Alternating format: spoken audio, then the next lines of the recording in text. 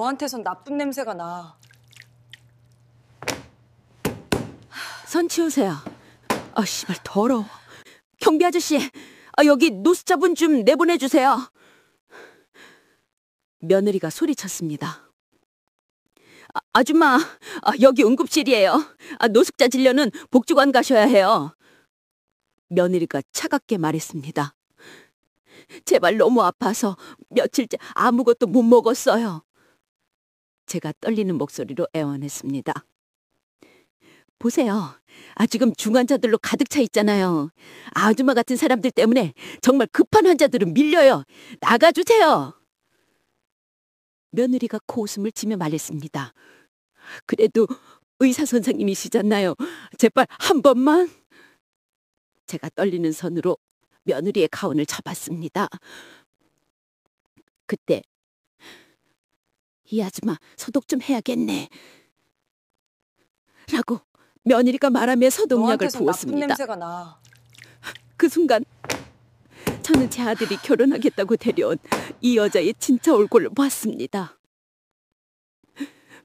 명문대 의대를 나오고 리지던트 과정을 밟고 있는 우아하고 교양에서 보이던 그 여자의 본 모습을 말입니다. 사연 시작 전 구독과 좋아요.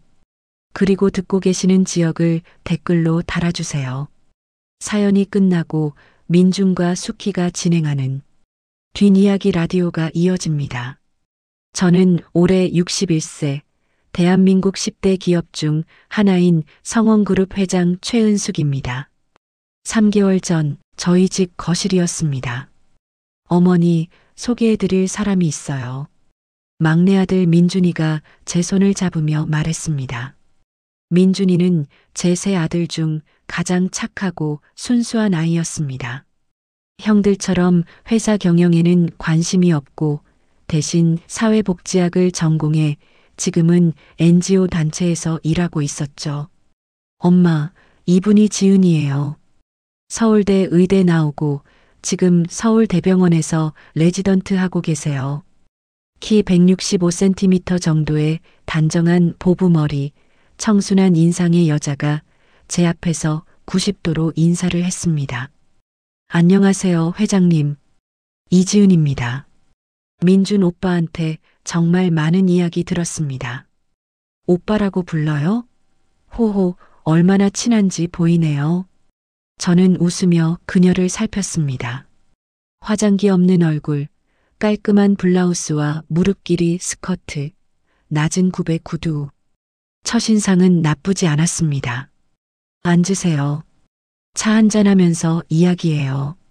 저는 집사에게 눈짓을 했고 곧 고급 찻잔에 담긴 대만 고산차가 나왔습니다. 어머니, 지은이는 정말 대단한 사람이에요. 의대 수석 입학에 국가고시도 수석으로 합격했어요.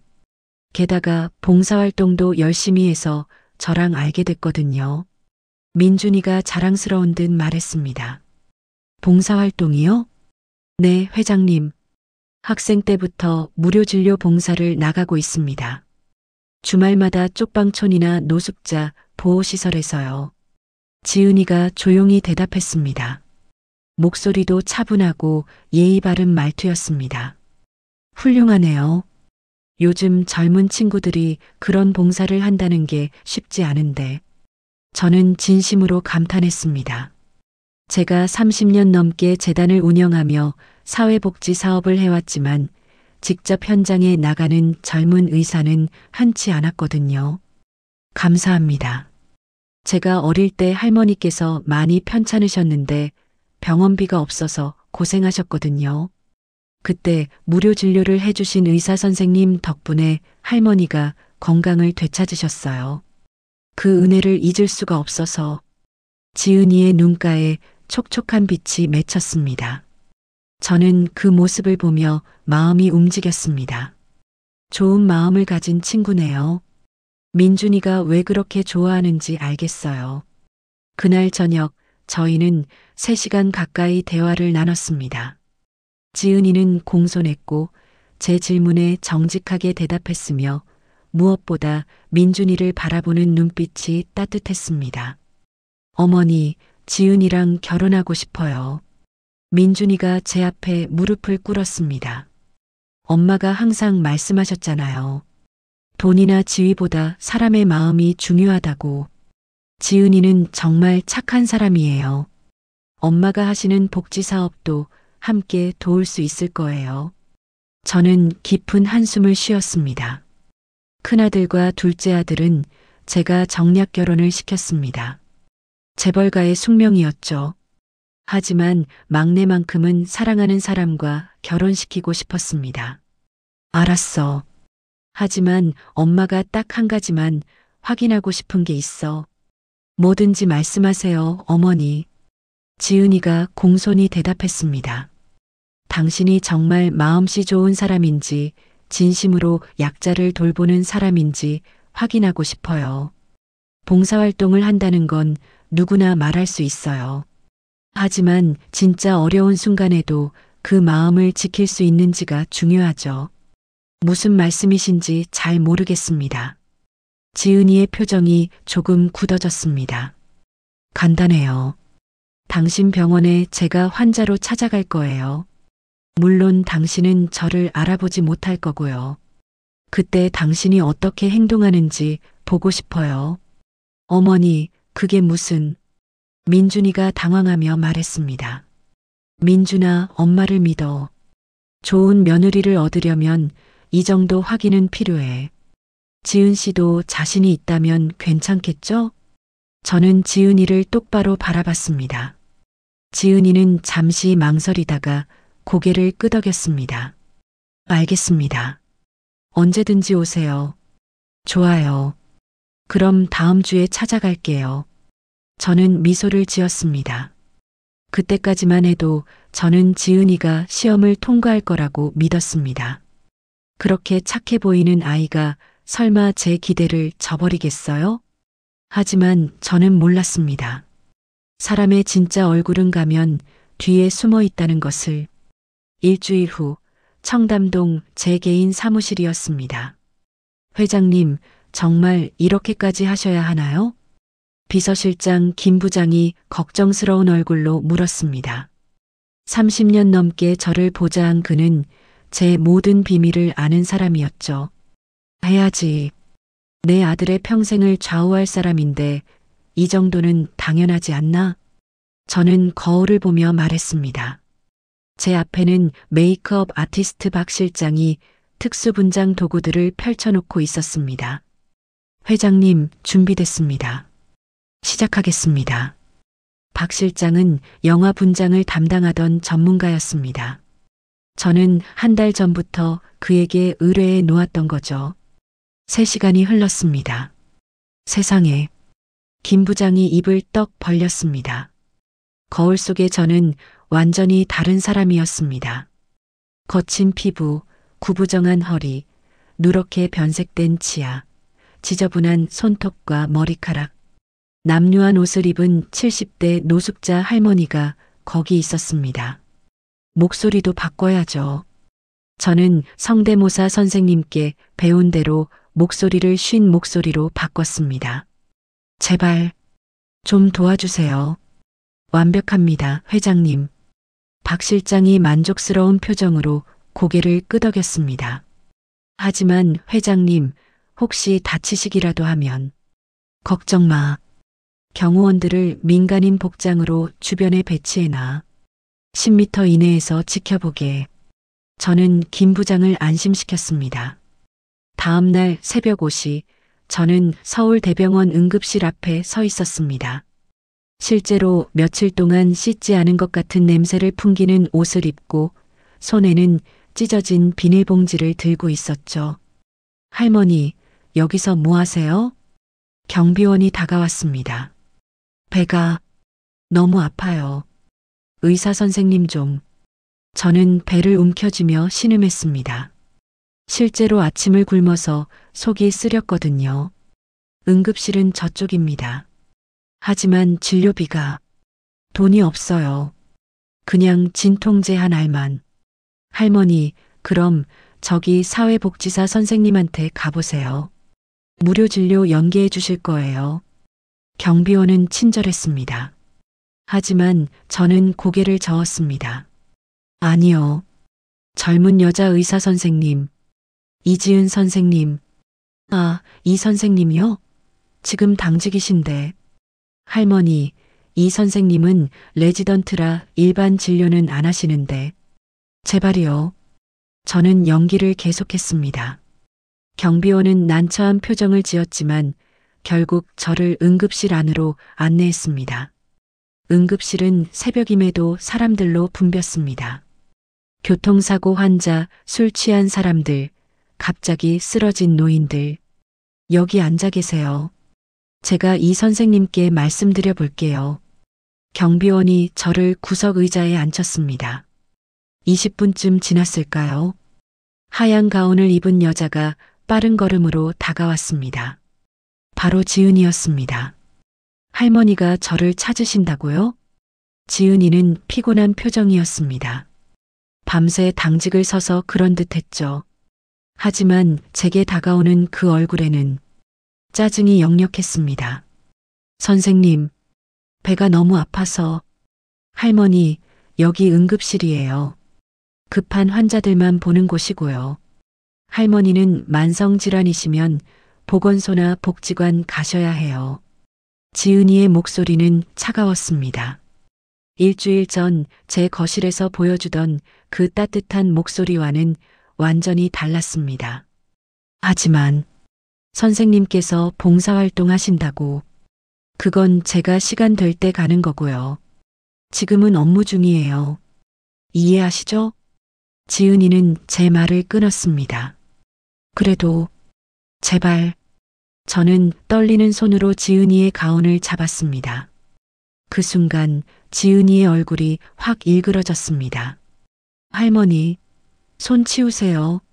더러워서 어떡해요. 지은이가 소리를 질렀습니다. 주변 사람들이 저희를 쳐다봤습니다. 정말 이러시면 곤란한데. 경비 아저씨, 여기 노숙자분 좀 밖으로 모셔다 드려요. 저는 그 순간 모든 것을 알았습니다. 이 여자의 진짜 얼굴을. 선생님, 잠깐만요. 할머니가 진짜 아파 보이시는데. 젊은 간호사 한 명이 다가왔습니다. 유 간호사, 신경 쓰지 마세요. 노숙자분들은 대부분 그냥 따뜻한 곳에서 쉬려고 오시는 거예요. 진짜 아픈 게 아니라고요. 지은이가 간호사에게 퉁명스럽게 말했습니다. 하지만 유 간호사는 일이나 하세요. 중환자실 차트 정리 안 끝났죠? 지은이의 목소리가 차갑게 식었습니다. 젊은 간호사는 미안한 표정으로 저를 보다가 고개를 숙이고 돌아섰습니다. 할머니, 여기 계시면 안 돼요. 진짜 급한 환자들이 오는 곳이라고요. 지은이가 팔짱을 끼며 말했습니다. 제가 앉아있는 의자 앞에 우뚝 서서 내려다보는 그 자세에서 저는 오만함을 느꼈습니다. 선생님, 저는 정말 아파요. 저는 연기를 계속했습니다. 실제로 마음이 아팠거든요. 제 아들이 사랑한다는 이 여자의 진짜 모습이 너무나 충격적이어서. 아프시면 119 부르세요. 여긴 노숙자 진료소가 아니에요. 봉사활동 하신다면서요. 쪽방촌에서. 제가 떨리는 목소리로 말했습니다. 순간 지은이의 얼굴이 굳어졌습니다. 제 눈을 매섭게 노려보더니 낮은 목소리로 속삭였습니다. 할머니, 그게 뭔지 아세요? 그건 포트폴리오예요. 전문이 될 때 필요한 스펙이라고요. 진짜로 노숙자들 돕고 싶어서 하는 게 아니에요. 이해하시겠어요? 그 말에 저는 숨이 멎는 것 같았습니다. 포트폴리오? 스펙? 봉사활동 사진 찍어서 교수님들한테 보여드리고 전문의 지원할 때 이력서에 쓰는 거예요. 실제로는 솔직히 말해서 구역질 나요. 냄새나고 더러운 사람들 만지는 거. 지은이가 코웃음을 쳤습니다. 그런데 할머니는 왜 자꾸 저한테 오시는 거예요? 저 귀찮게 하지 마시고 다른 데 가세요. 정말 그렇게 생각하세요? 제 목소리가 떨렸습니다. 분장한 목소리가 아니라 제 진짜 목소리로 나올 뻔했습니다. 네, 그렇게 생각해요. 솔직히 노숙자들은 자기가 게을러서 그렇게 된 거잖아요. 저는 죽도록 공부해서 의사 됐는데 왜 제가 그런 분들한테 무료로 진료해 드려야 해요? 봉사 점수 안 쌓이면 저도 안 갈 거예요. 지은이의 눈빛에는 경멸이 가득했습니다. 이지은 선생님, 그때 40대 남자 의사가 급히 다가왔습니다. 교수님, 지은이의 태도가 180도 바뀌었습니다. 공손한 목소리, 상냥한 표정. 차트 정리 다 했어요? 오늘 회진 때 내가 물어볼 거야. 네, 교수님. 다 정리해 놨습니다. 제가 지금 바로 가져올게요. 지은이가 밝은 목소리로 대답하며 뛰어갔습니다. 그 뒷모습을 보며 저는 소름이 돋았습니다. 저 여자는 상황에 따라 완전히 다른 얼굴을 보여주는 사람이었습니다. 권력 있는 사람 앞에서는 고분고분하고 약자 앞에서는 오만하고 차가운. 할머니, 괜찮으세요? 아까 그 젊은 유간호사가 몰래 다가와 작은 목소리로 물었습니다. 괜찮아요. 이 선생님이 원래 좀 그래요. 환자들한테는 친절한 척하지만 보호자 없는 노인 환자나 노숙자분들한테는 유 간호사가 조심스럽게 말했습니다. 그분이 봉사활동 하신다고 들었는데. 아, 그거요? 저희도 다 알아요. 사진만 찍고 5분 만에 나간다고. 진짜 진료는 안 하고 사진만 찍어요. SNS에 올리고 교수님들한테 보고서 제출하는 용도래요. 유 간호사의 말에 저는 주먹을 꽉 쥐었습니다. 할머니, 제가 다른 선생님께 연결해 드릴게요. 잠깐만 기다리세요. 고마워요. 저는 간신히 미소를 지었습니다. 이런 상황에서도 따뜻한 마음을 가진 사람이 있다는 게 위안이 됐습니다. 10분 후 나이 지긋한 여자 의사가 저를 진료해 주었습니다. 제 배를 살펴보고 약 처방전을 끊어주며 다정하게 물었습니다. 할머니, 갈 곳은 있으세요? 있어요. 며칠 푹 쉬시고 따뜻한 것 드세요. 약은 사회복지사 통해서 무료로 받으실 수 있을 거예요. 감사합니다, 선생님. 저는 진심으로 감사 인사를 했습니다. 그리고 응급실을 나섰습니다. 밖에서 대기하던 김 부장이 차를 가져왔습니다. 회장님, 괜찮으세요? 괜찮아. 저는 차에 올라타며 창밖을 바라봤습니다. 해가 떠오르고 있었습니다. 하지만 제 마음은 어두웠습니다. 이런 여자를 민준이한테 맡길 수는 없어. 저는 결심했습니다. 일주일이 지났습니다. 어머니, 그날 병원에 오셨어요? 민준이가 제 사무실로 찾아왔습니다. 응, 갔었지. 그럼 지은이를 봤어요? 봤어. 어땠어요? 지은이가 잘했죠? 민준이의 눈빛이 기대에 차 있었습니다. 저는 한숨을 쉬었습니다. 민준아, 어머니, 혹시 지은이가 실수라도 했어요? 그날 지은이한테 물어봤는데 노숙자 할머니 한 분이 오셨다는데 바빠서 제대로 못 봐드렸다고. 민준아, 잘 들어. 저는 민준이의 손을 잡았습니다. 어머니는 지은 씨가 의사로서는 능력이 있을지 몰라도 마음씨는 좋지 않은 것 같아. 무슨 말씀이세요? 그 애는 약자를 진심으로 돕는 사람이 아니야. 그냥 자기 이익을 위해 봉사하는 척하는 거야. 어머니, 그런 말씀하시면 안 돼요. 지은이는 정말 착한 사람이에요. 민준이가 버럭 소리를 질렀습니다. 제 아들이 제게 소리를 지른 건 처음이었습니다. 민준아, 어머니는 항상 그러시잖아요. 형들 결혼시킬 때도 그랬고, 재벌가끼리 만나야 한다고, 집안이 중요하다고. 저는 그렇게 살고 싶지 않아요. 저는 진심으로 사랑하는 사람과 결혼하고 싶어요. 민준아, 엄마는 내 행복을 위해서 제 행복은 제가 결정해요. 지은이 없으면 전 행복하지 않아요. 민준이가 문을 박차고 나갔습니다. 저는 의자에 주저앉았습니다. 내가 틀렸을까? 한 번의 실수로 사람을 판단한 걸까? 저는 고민했습니다.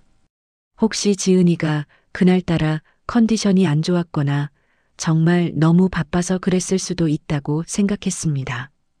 김 부장. 예, 회장님. 한 번 더 기회를 줄까 해. 회장님. 이번엔 좀 더 확실하게 확인하고 싶어. 지은 씨가 정말 그런 사람인지. 저는 계획을 세웠습니다. 며칠 후 저는 다시 특수분장을 했습니다. 하지만 이번에는 노숙자가 아니라 중산층 가정의 평범한 할머니로 변장했습니다. 깔끔한 옷차림에 단정한 머리, 약간의 화장까지. 회장님, 이번에는 어디로 가시는 겁니까? 지은이가 봉사활동 간다는 쪽방촌이야. 저는 서울 영등포구의 한 쪽방촌으로 향했습니다.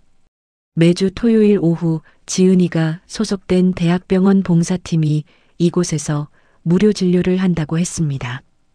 쪽방촌에 도착하니 정말 좁고 낡은 건물들이 빼곡히 들어서 있었습니다. 1.5평도 안 되는 작은 방들에 노인들이 살고 있었죠. 어머니, 여기 처음 오시나 봐요? 동네 주민으로 보이는 할머니가 말을 걸었습니다.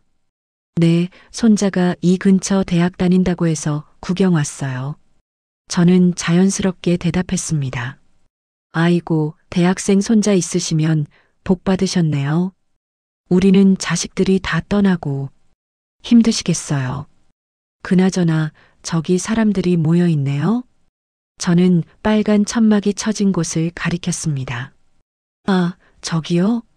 대학병원에서 무료 진료 나온대요. 한 달에 한 번씩 온대요. 그래요? 저도 가봐야겠네요. 저는 천막 쪽으로 걸어갔습니다. 30명 정도의 노인들이 줄을 서 있었고 하얀 가운을 입은 의사들과 간호사들이 진료를 하고 있었습니다. 그리고 그 중심에 지은이가 있었습니다. 할머니, 어디가 불편하세요? 지은이가 환한 미소를 지으며 한 노인의 손을 잡았습니다. 카메라를 든 사진사가 그 장면을 찍었습니다. 허리가 아파서. 허리요? 제가 한번 봐드릴게요. 지은이가 청진기를 들었습니다. 하지만 제가 보기에 형식적이었습니다. 5초 정도 청진기를 대더니 바로 떼었습니다. 파스 드릴게요. 이거 붙이시면 좀 나아지실 거예요. 고맙습니다, 선생님. 노인이 감사 인사를 했습니다.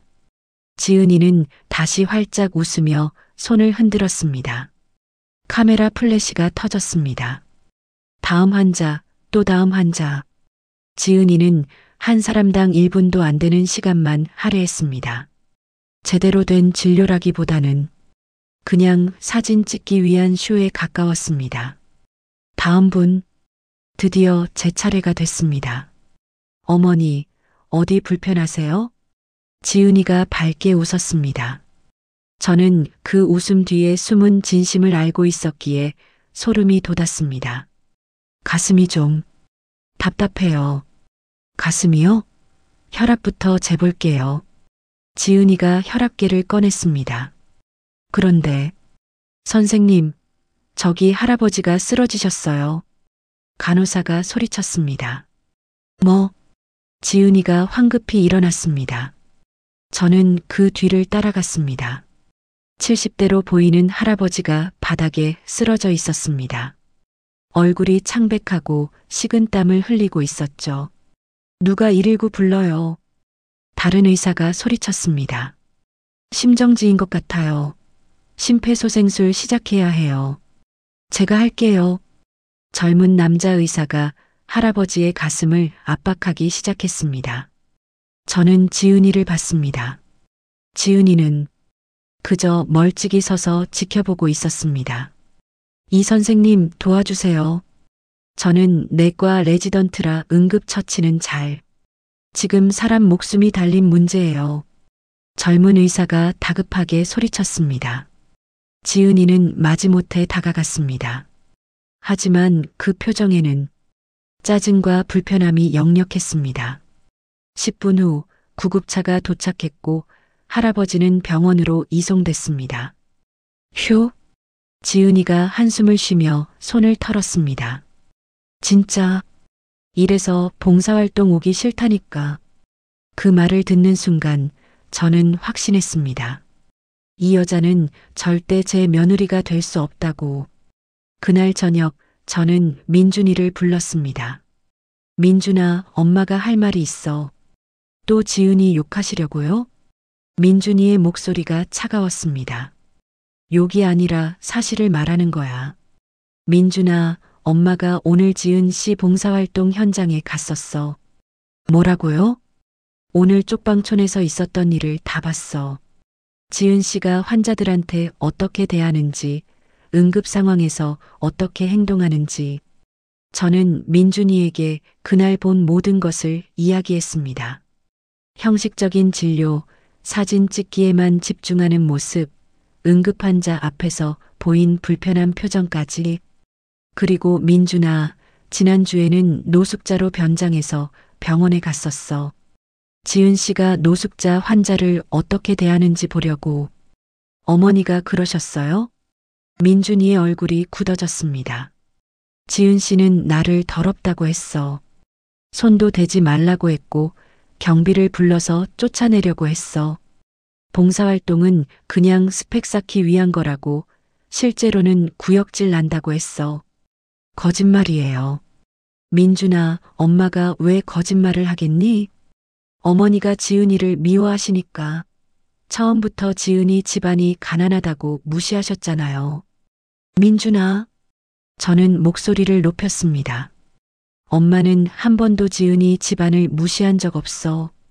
엄마가 30년 넘게 복지사업 해왔는데 가난을 무시할 사람이 아니야. 다만 지은 씨의 인격을 본 거야. 그 애는 약자를 진심으로 돕는 사람이 아니야. 증거라도 있어요? 민준이가 반박했습니다. 증거.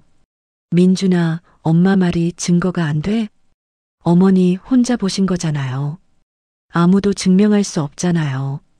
그 말에 저는 가슴이 무너지는 것 같았습니다. 제 아들이 저를 믿지 않다니. 민준아, 엄마가 거짓말할 이유가 없잖니. 하지만 어머니는 항상 제가 만나는 사람들을 못마땅해 하셨잖아요. 고등학교 때 사귀던 여자친구도, 대학교 때도. 그건 지은이도 그렇게 헐뜯으려고 일부러 변장까지 하신 거잖아요. 민준이가 소리쳤습니다. 나는 지은이와 결혼할 거예요. 어머니가 뭐라고 하시든. 민준이가 문을 박차고 나갔습니다. 저는 의자에 주저앉아 눈물을 흘렸습니다. 내가 잘못한 걸까? 너무 과했나? 하지만 저는 제가 본 것을 믿었습니다. 지은이의 그 차갑고 오만한 눈빛, 약자를 대하는 경멸적인 태도, 그건 연기가 아니었습니다. 회장님, 김 부장이 조심스럽게 들어왔습니다. 김 부장, 내가 틀렸을까? 아닙니다, 회장님. 회장님께서는 옳은 일을 하신 겁니다. 도련님께서는 지금 사랑에 눈이 멀어 계신 거죠. 하지만 민준이가 날 믿지 않아. 증거를 만들면 됩니다. 증거? 회장님, 이번에는 제대로 된 증거를 확보하시죠. 영상이나 녹음 같은. 김 부장의 제안에 저는 고민에 빠졌습니다. 그렇게까지 해야 하나. 하지만 민준이가 잘못된 결정을 하는 걸 막으려면 저는 결심했습니다. 알았어. 한 번 더 마지막으로 확인해 보자. 2주 후 저는 세 번째 변장을 했습니다. 이번에는 40대 중반의 평범한 중년 여성으로 분장했습니다. 그리고 제 옷 안에는 초소형 카메라가 숨겨져 있었습니다. 회장님, 이 카메라는 4K 화질로 12시간 연속 녹화가 가능합니다. 음성도 선명하게 녹음됩니다. 김 부장이 설명했습니다. 좋아. 이번에야말로 확실한 증거를 잡겠어. 저는 다시 서울대병원으로 향했습니다.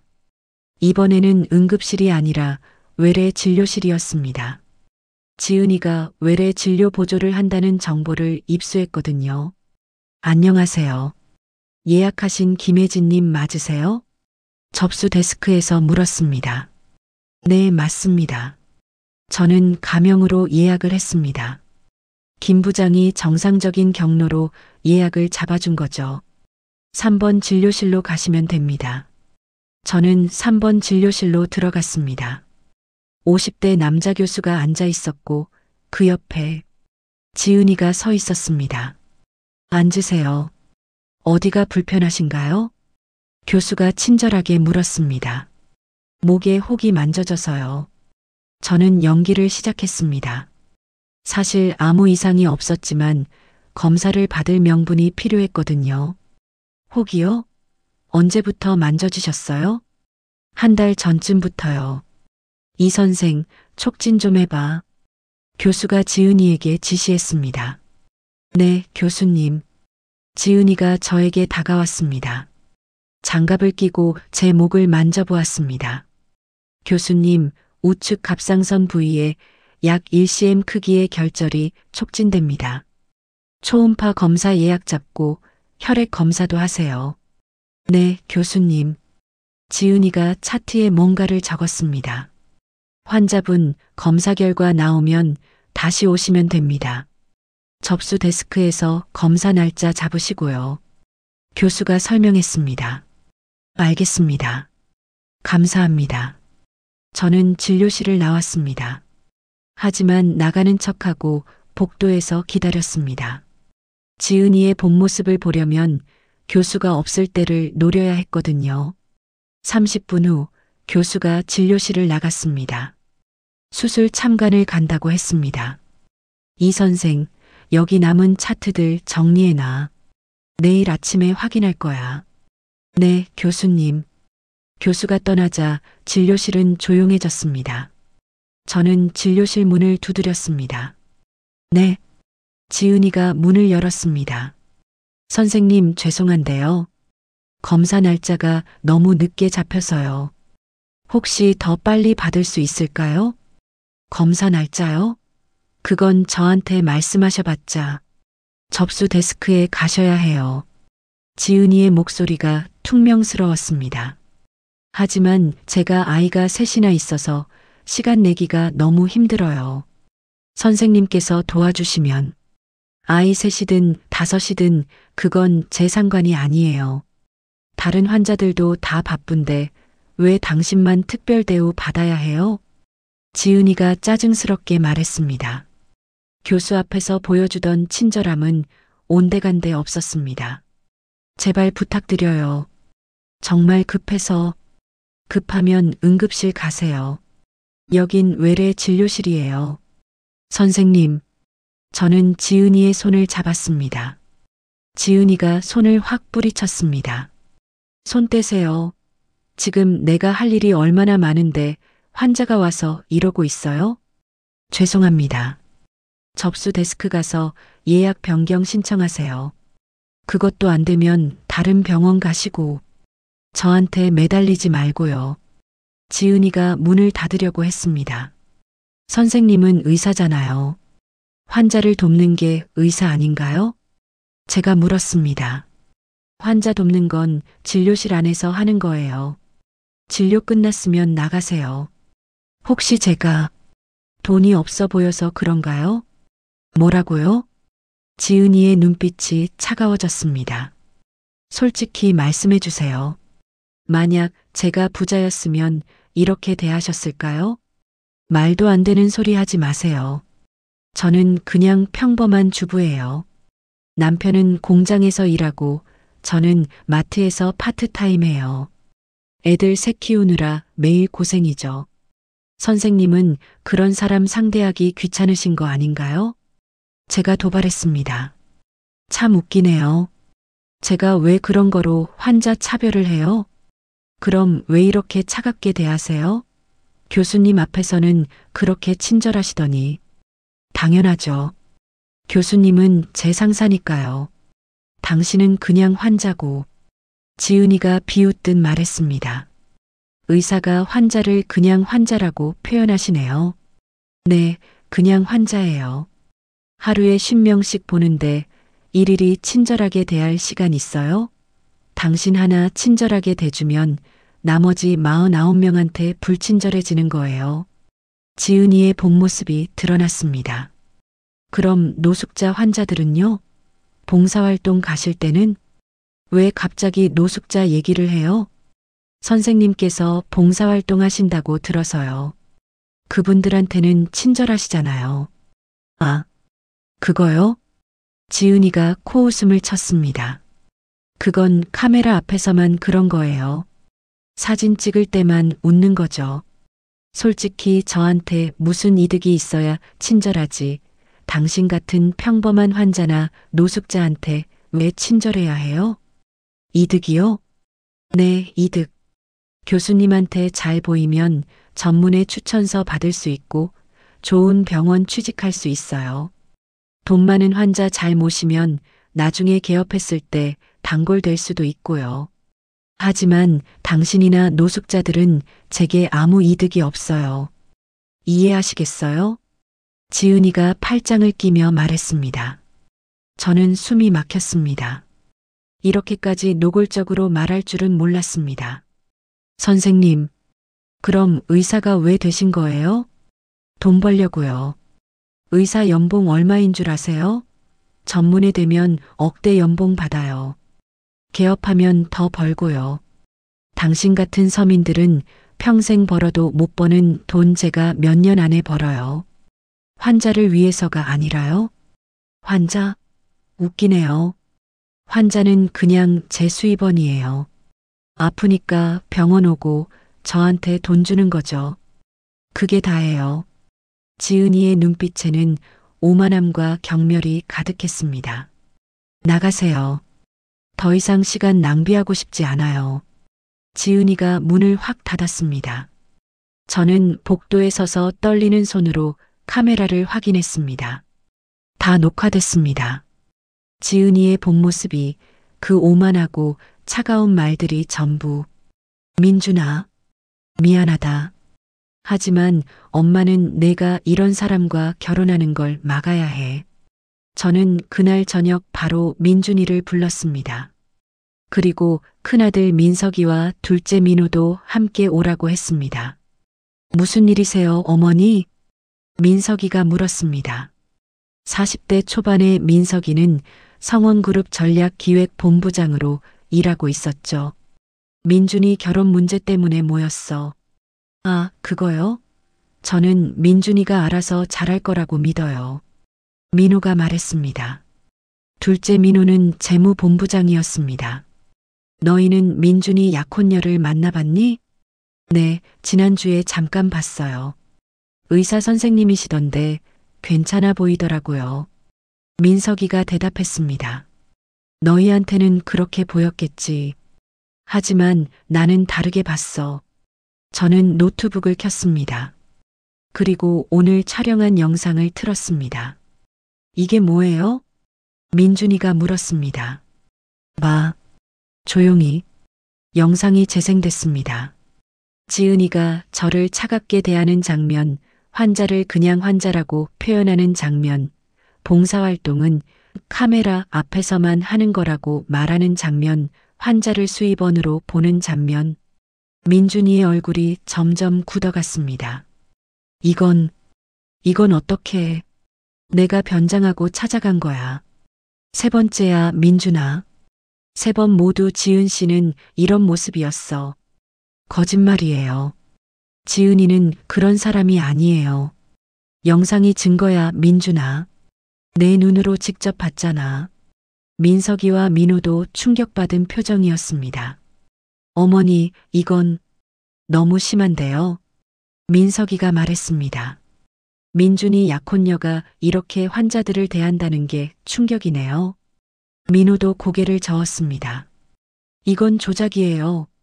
어머니가 일부러 지은이를 나쁘게 보이려고 편집하신 거예요. 민준이가 소리쳤습니다. 편집? 민준아, 이건 원본 영상이야. 아무것도 편집하지 않았어.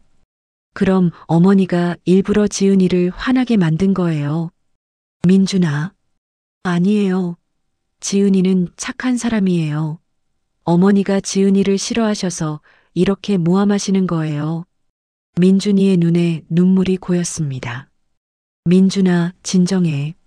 엄마는 널 위해서, 제 위해서요? 제 인생을 망치시면서요? 인생을 망친다고? 민준아, 이런 사람과 결혼하면 내가 불행해질 거야. 전 지은이와 행복할 거예요. 민준아, 저는 책상을 쳤습니다. 봐, 이 영상을. 이 여자는 환자를 돈으로밖에 안 봐. 봉사활동도 다 거짓이고, 이런 사람이 내 아내가 되면 어떻게 돼? 저는 지은이를 사랑해요. 어머니가 뭐라고 하시든 결혼할 거예요. 민준이가 자리에서 일어났습니다. 민준아, 앉아. 싫어요. 저는 더 이상 어머니 말씀 안 들을 거예요. 민준아. 하지만 민준이는 문을 박차고 나갔습니다. 저는 힘없이 의자에 주저앉았습니다. 민석이가 제 어깨를 두드렸습니다. 어머니, 민준이한테 시간을 주시는 게 좋을 것 같아요. 시간? 결혼 날짜가 2달밖에 안 남았는데? 그래도 지금 민준이는 이성적으로 판단할 수 없는 상태예요. 저 영상을 보여줬으니 민준이가 스스로 생각해 볼 거예요. 민호도 고개를 끄덕였습니다. 어머니, 형 말이 맞아요. 그리고 혹시 모르잖아요. 이지은 씨가 정말 반성하고 변할 수도. 변하지 않아. 저는 단호하게 말했습니다. 저런 사람은 변하지 않아. 저건 일시적인 실수가 아니야. 저 사람의 본성이야. 3일 후 예상치 못한 일이 일어났습니다. 회장님, 큰일 났습니다. 김 부장이 황급히 제 사무실로 뛰어들어왔습니다. 무슨 일이야? 이지은 씨가 기자회견을 열었습니다. 뭐? 저는 노트북을 켰습니다.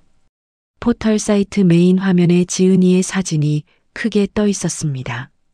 속보 성원그룹 회장, 예비 며느리에게 인격 모독 시험, 재벌 갑질 논란, 변장에서 시험했다 폭로, 예비 의사 며느리 시어머니가 노숙자로 변장해 나를 시험했다. 이게 무슨... 저는 기사를 클릭했습니다. 기사에는 기자회견장에서 눈물을 흘리는 지은이의 사진이 있었습니다. 저는 민준 씨를 정말 사랑합니다. 하지만 시어머니께서는 저를 믿지 못하시고 3번이나 변장을 하고 나타나셔서 저를 시험하셨습니다. 노숙자로, 평범한 환자로, 저를 인간 이하로 취급하셨습니다. 제가 의사로서 바쁘게 일하는 와중에 갑자기 나타나서 저를 시험하고 그것도 모자라서 몰래 카메라로 촬영까지 하셨습니다. 이것은 명백한 인격 모독이고 불법 촬영입니다. 저는 가난한 집안 출신입니다. 그것이 죄입니까? 제가 열심히 공부해서 의사가 됐고 봉사활동도 하고 있습니다. 하지만 재벌가에서는 저를 인정하지 않으시나 봅니다. 기사 댓글에는 재벌 갑질 리을이응 심각하네. 며느리가 뭘 잘못했다고 노숙자로 변장해서 시험을 해? 성원그룹 불매운동 해야 함. 저 의사 선생님 너무 불쌍하다. 저는 손이 떨렸습니다. 회장님, 주가가 폭락하고 있습니다. SNS에서는 불매운동이 시작됐고 이런 제 핸드폰이 울렸습니다. 민준이었습니다. 어머니, 왜 그러신 거예요? 민준아, 진정하고. 진정하라고요? 지금 지은이가 기자들한테 둘러싸여서 눈물 흘리고 있어요. 어머니 때문에. 민준아, 그건. 어머니는 정말 너무하세요. 아무리 며느리가 마음에 안 들어도 이렇게까지 하시면 어떡해요. 민준아, 엄마 말 좀 들어봐. 지은이가 지금. 지은이는 피해자예요. 어머니가 가해자고요. 민준이가 전화를 끊어버렸습니다. 회장님, 김 부장이 걱정스러운 얼굴로 말했습니다. 이지은 씨가 생각보다 영리하네요. 역으로 회장님을 공격하다니. 내가 실수했어. 저는 한숨을 쉬었습니다. 영상을 민준이한테만 보여줬어야 했는데 형들까지 부른 게 실수였어. 민준이가 지은이한테 다 얘기했나 봐. 어떻게 하시겠습니까? 반박해야지. 진실을 밝혀야 해. 저는 홍보팀을 불렀습니다. 지은 씨가 저를 어떻게 대했는지 보여주는 영상이 있어. 그걸 공개할 거야. 하지만 회장님, 불법 촬영으로 고소당하실 수 있습니다. 상관없어. 진실이 더 중요해. 저는 결심했습니다. 하지만 그날 밤 또 다른 뉴스가 터졌습니다. 속보 이지은 씨 측 성원그룹 회장 명예훼손으로 고소 예정. 변호사 불법 촬영 영상 공개 시 법적 대응. 회장님, 법무팀에서는 영상 공개를 반대합니다. 소송에서 불리할 수 있다고. 저는 딜레마에 빠졌습니다. 영상을 공개하면 진실은 밝혀지지만 법적 문제가 생깁니다.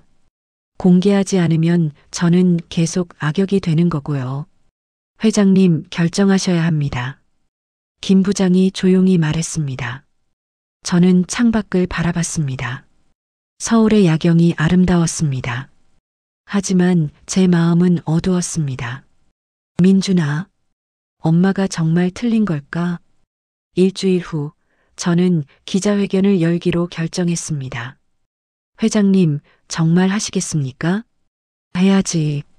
진실을 밝히지 않으면 민준이는 평생 저 여자에게 속아 살 거야. 저는 단호하게 말했습니다. 기자회견장에는 수십 명의 기자들이 모여 있었습니다. 카메라 플래시가 터졌습니다. 안녕하십니까? 성원그룹 회장 최은숙입니다. 저는 마이크 앞에 섰습니다.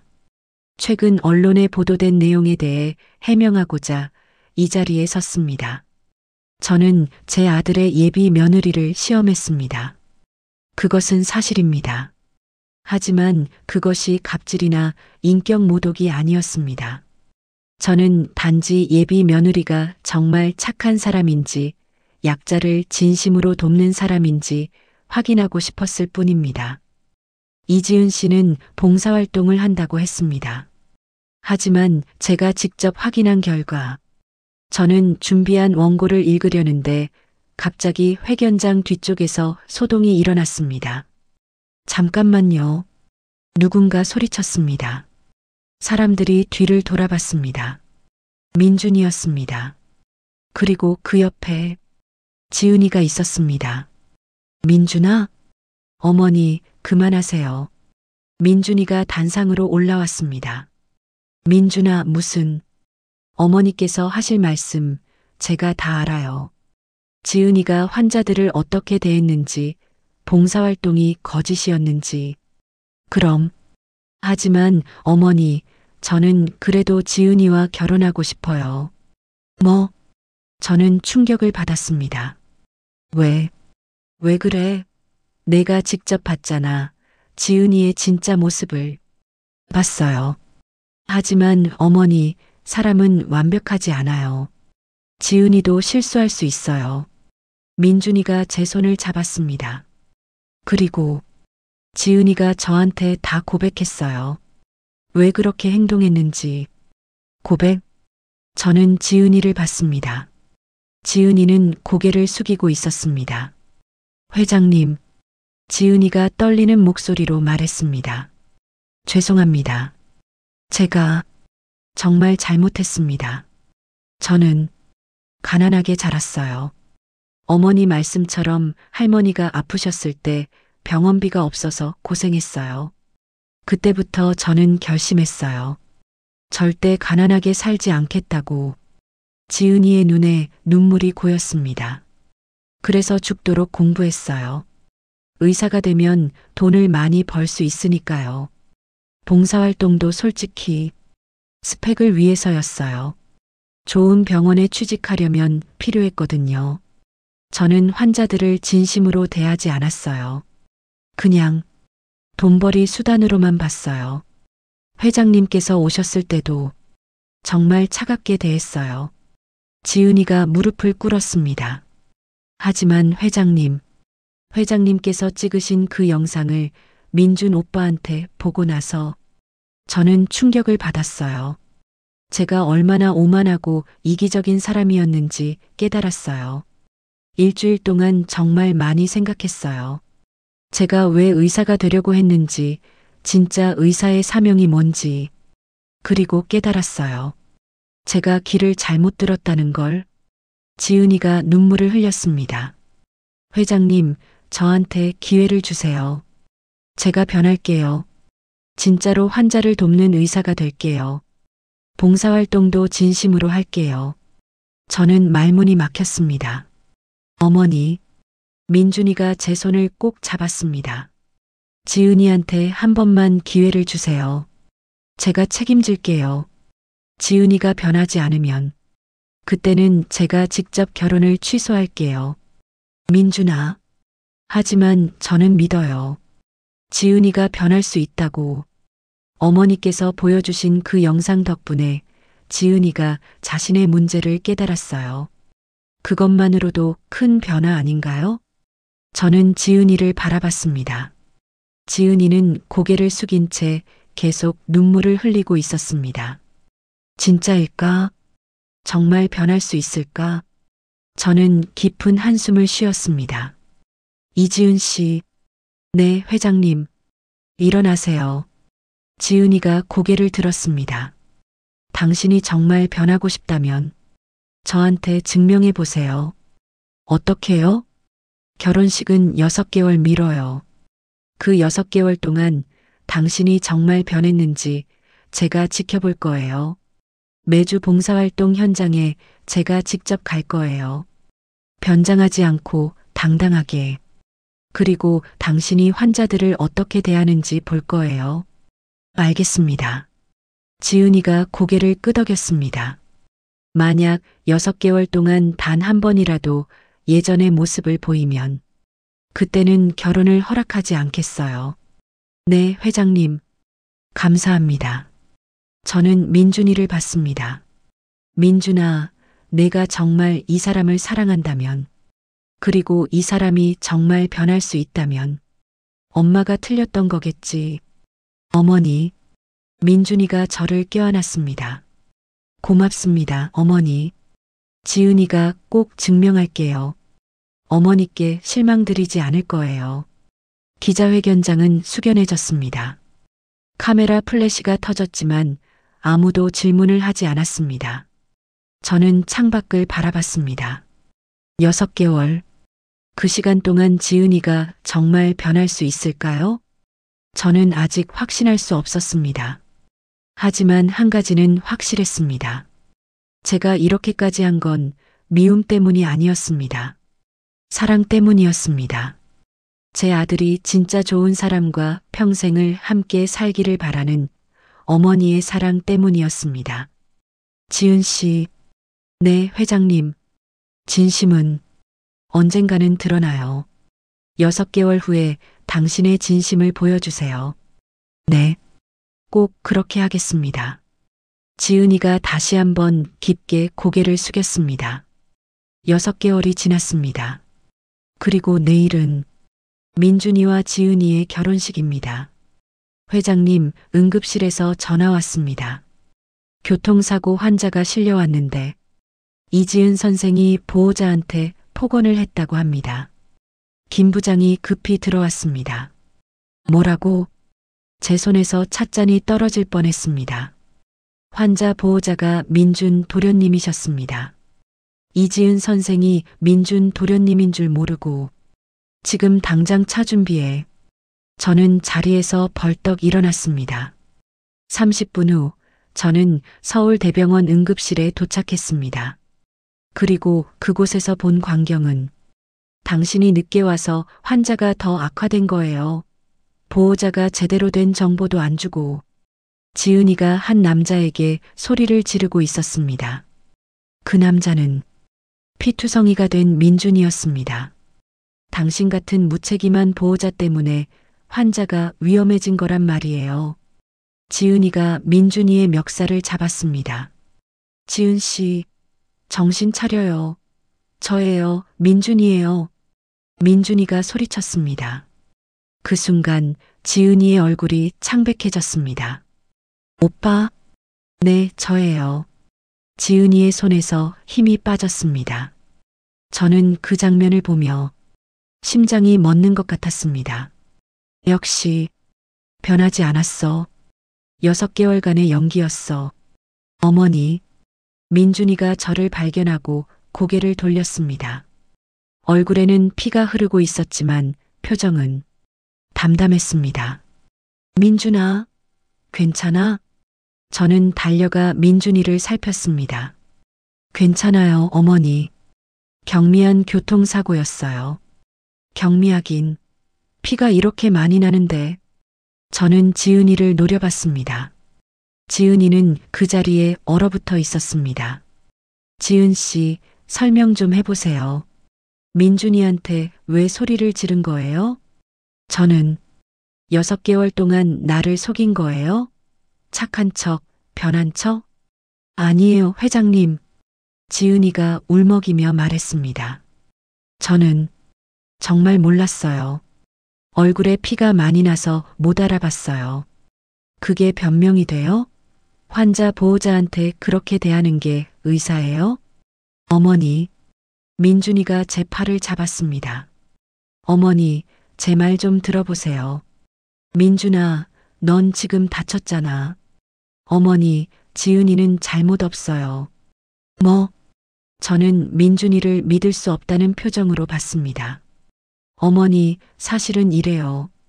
민준이가 차분하게 설명하기 시작했습니다. 오늘 저녁 저는 퇴근길에 교통사고를 목격했어요. 할머니 한 분이 차에 치이셨는데 가해 차량이 도주했어요. 저는 할머니를 제 차에 태우고 병원으로 왔어요. 근데 할머니 상태가 안 좋으셨어요. 의식도 없으셨고, 저는 당황해서 할머니 정보를 제대로 전달 못했어요.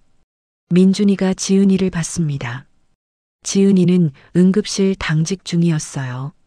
할머니를 보자마자 바로 응급처치를 시작했죠. 그런데 저한테 계속 물어봤어요. 할머니 나이가 어떻게 되는지, 기저질환은 있는지, 약은 뭘 드시는지. 그런데 저는 몰랐어요. 길에서 쓰러진 분이니까. 지은이는 화가 났던 거예요. 제가 할머니를 아는 사람인 줄 알고 보호자라고 생각했으니까. 보호자가 환자 정보를 모르니까 진료가 어려웠던 거죠. 민준이가 한숨을 쉬었습니다. 지은이가 소리를 지른 건 할머니를 살리기 위해서였어요. 급한 마음에 저한테 화를 낸 거죠. 그리고 제 얼굴에 피가 많이 흘러서 저를 못 알아본 거고요. 저는 말문이 막혔습니다. 지은 씨, 지은이가 고개를 들었습니다. 눈물로 범벅이 된 얼굴이었습니다. 회장님, 정말 죄송해요. 저는 오빠인 줄 정말 몰랐어요. 할머니는 어떻게 됐어요? 살았어요. 지은이가 떨리는 목소리로 말했습니다. 오빠가 빨리 데려오셔서 골든타임을 놓치지 않았어요. 지금 중환자실에 계세요. 의식도 돌아오셨어요. 저는 할머니를 살리는 것만 생각했어요. 그래서 오빠한테 화를 낸 거예요.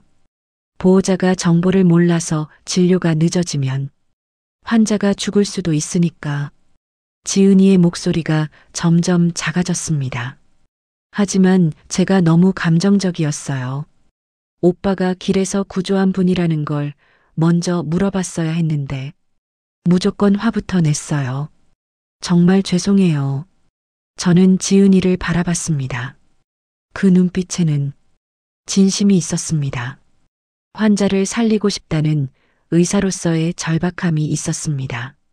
지은 씨, 얼굴 좀 들어봐요. 네. 지은이가 고개를 들었습니다. 당신이 화를 낸 건 환자가 걱정돼서였어요? 네. 할머니 상태가 정말 위급했어요. 시간이 중요했어요. 보호자한테 화를 내는 게 옳은 건 아니지만 그 마음은 이해해요. 저는 지은이의 어깨에 손을 얹었습니다. 6개월 동안 당신을 지켜봤어요. 당신은 정말 변했어요. 진심으로 환자를 대하는 의사가 됐어요.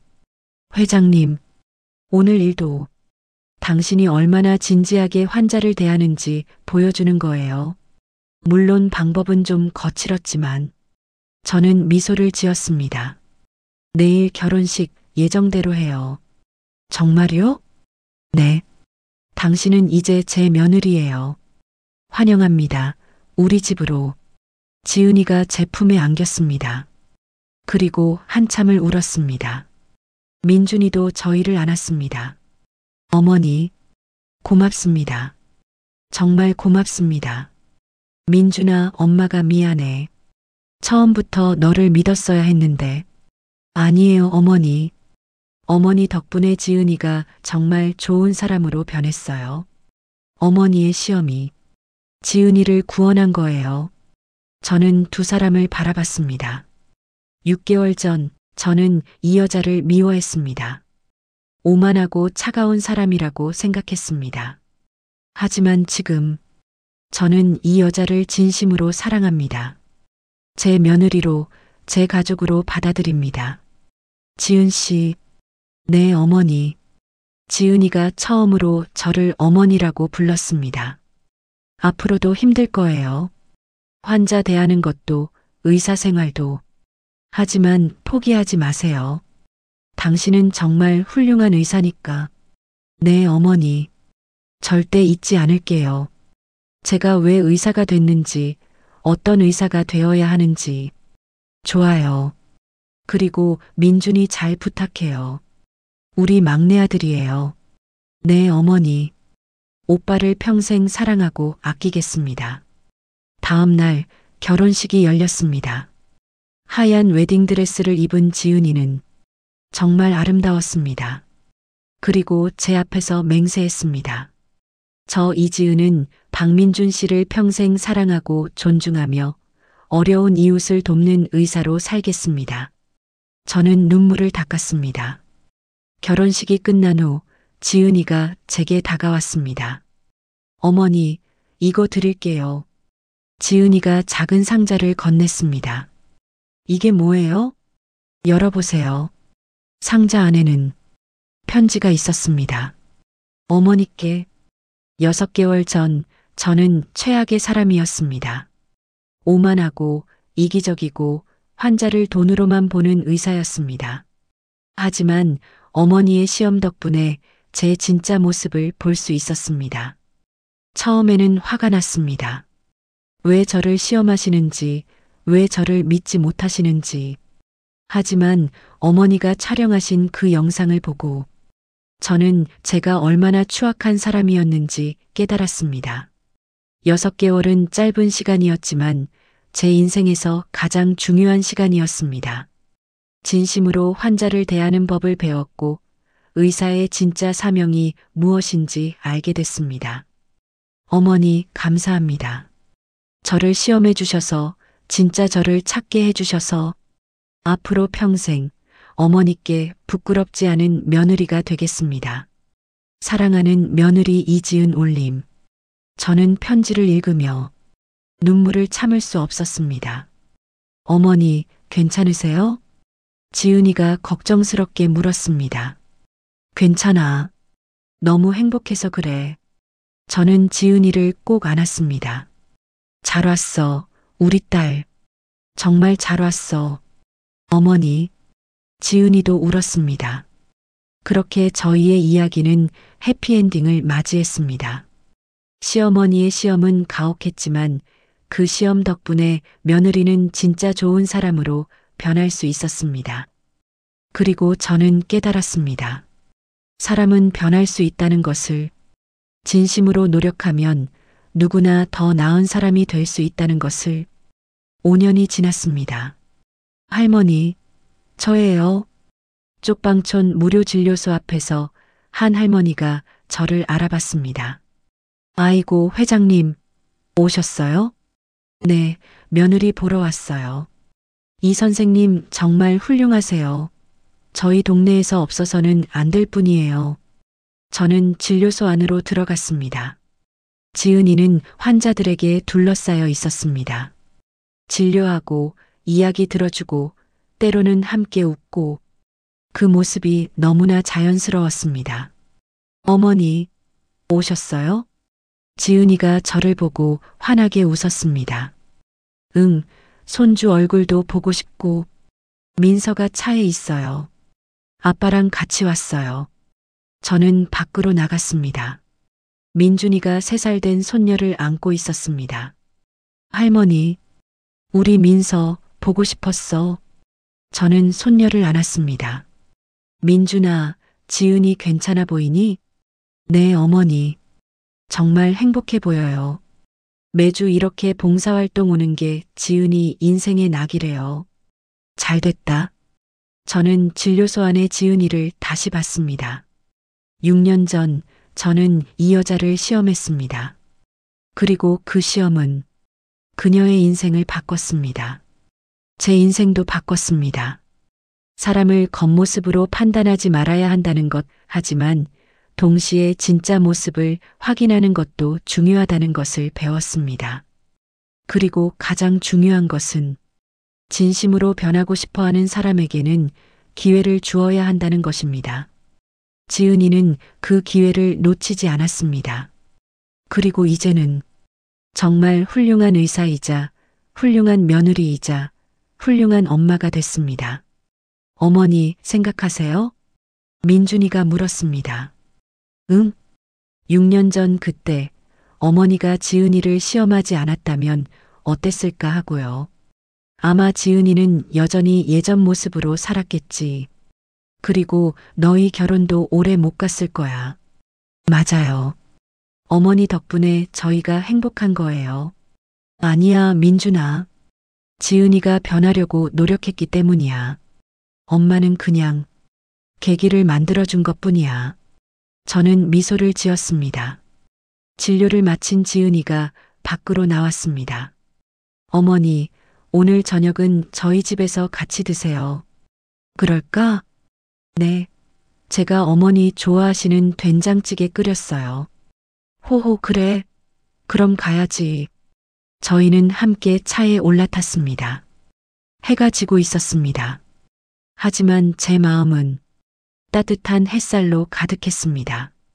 안녕하세요. 오늘은 정말 한 편의 드라마 같은 그런 개인적인 사연을 좀 깊이 들여다볼까 합니다. 보내주신 자료인데요. 제목이 재벌 시어머니의 며느리 시험과 구몬이에요. 네, 안녕하세요. 이 제목만 봐도 벌써 흥미진진한데요. 그렇죠. 이게 성원그룹 회장인 최은숙 씨가 예비 며느리 이지은 씨의 진짜 모습을 알고 싶어서 벌이는 어떤 시험 같은 이야기예요. 그 과정에서 갈등도 있고 또 예상치 못한 변화도 있고요.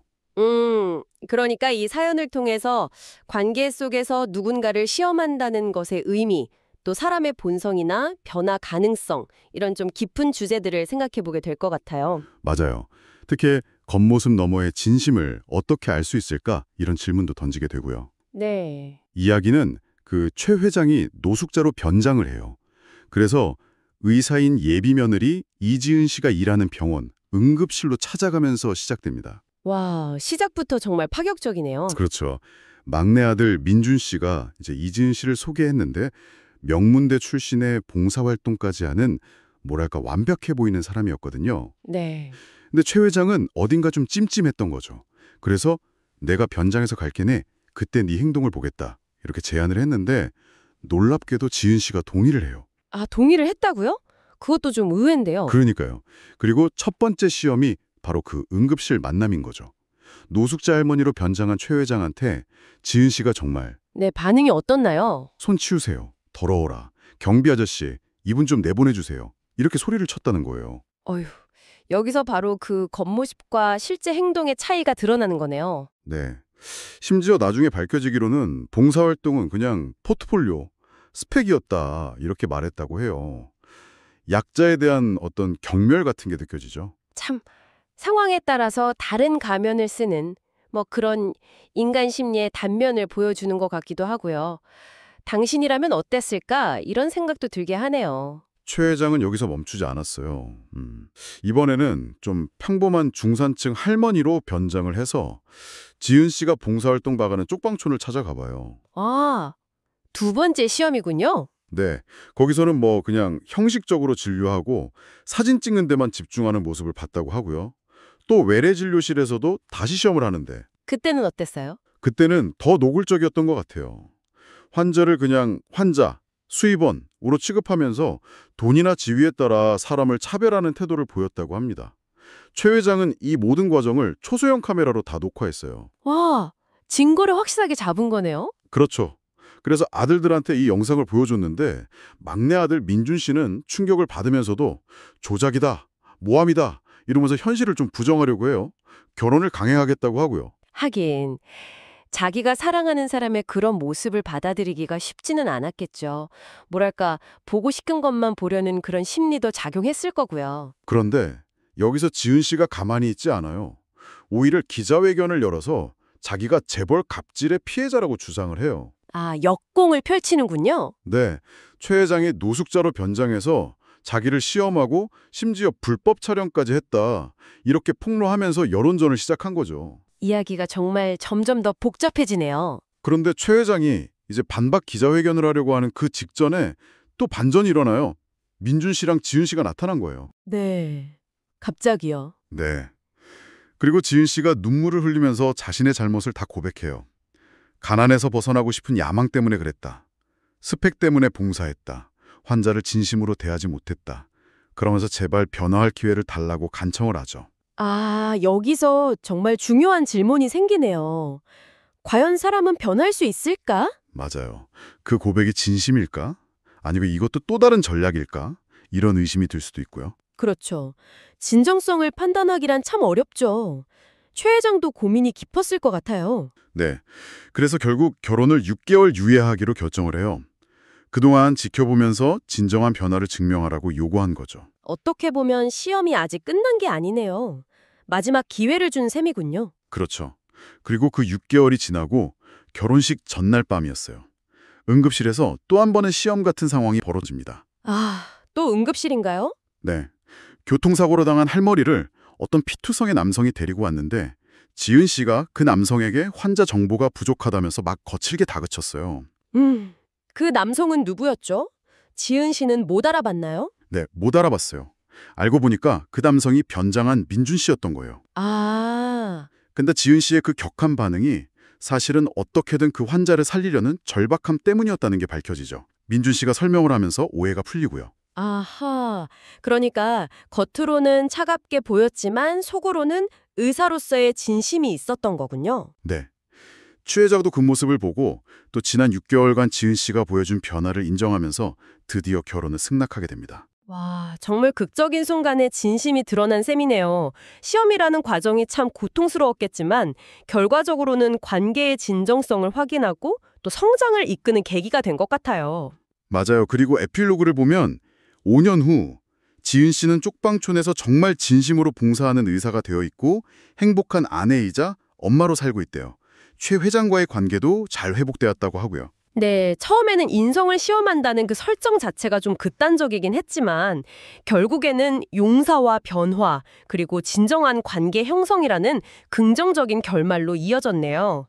어떻게 보면 시어머니의 그 혹독한 시험이 역설적으로 며느리를 구원하고 성장시킨 셈이라고도 볼 수 있겠어요. 정말 그런 것 같아요. 이 이야기가 우리에게 던지는 질문이 많은데요. 사람을 어떻게 판단해야 할까? 변화의 가능성은 어디까지 믿어야 할까? 진심은 또 어떻게 알아볼 수 있을까? 그렇죠. 마지막으로 당신에게 한번 질문을 던져보고 싶어요. 만약 누군가가 당신에게 자신의 가장 좋지 않은 모습을 보였다면 어떤 조건 하에서 그 사람에게 두 번째 기회를 줄 수 있을 것 같으세요? 그리고 그 변화가 진짜인지 그걸 어떻게 확신할 수 있을까요? 한 번쯤 깊이 생각해 보시는 것도 좋을 것 같습니다.